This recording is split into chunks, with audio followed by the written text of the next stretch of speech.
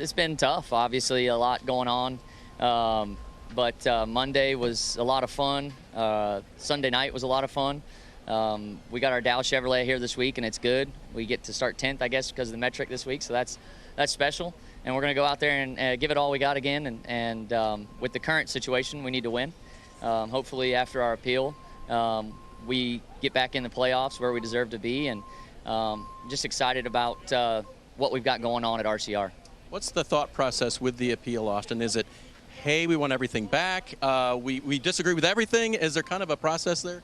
Truthfully, I think the best thing I can say right now is we've got an appeal process. I think this entire sport, I've got to be careful with what I give out right now and for the appeal process, because it's going to be like a trial. It really is.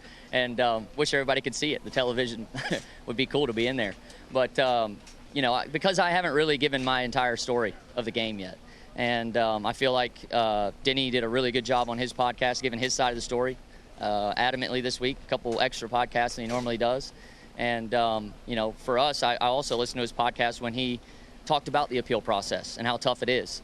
So I'm going to do my best to get our RCR in the playoffs where they need to be, where they deserve to be currently. And from there, I will give all the media and everybody else my exact feelings after that's all said and done and over with.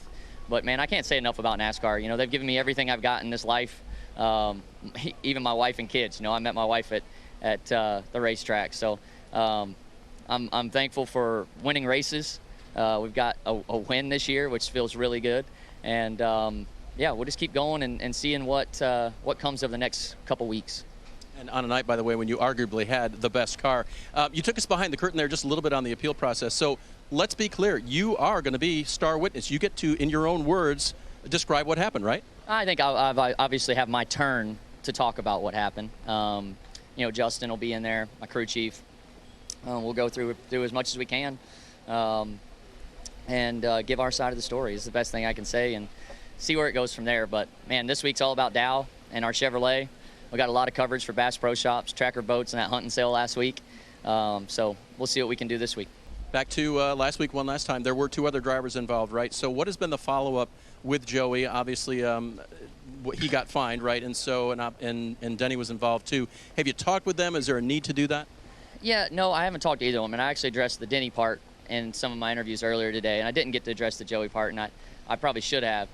For Joey, I'm sorry for the situation that he was in. It didn't matter if it was Joey or anybody.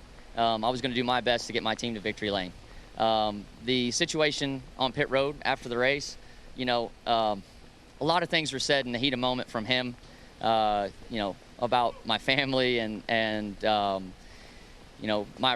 my belief in Christ even. So, for me, I forgive him for him getting frustrated. The pit road part with the race car was a lot. I don't know where that was kind of out of line.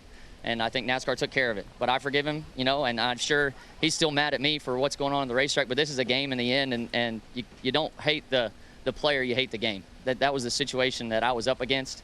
And, I've learned a lot from Joey and Denny over the years. They don't have any regrets in what they do on the racetrack.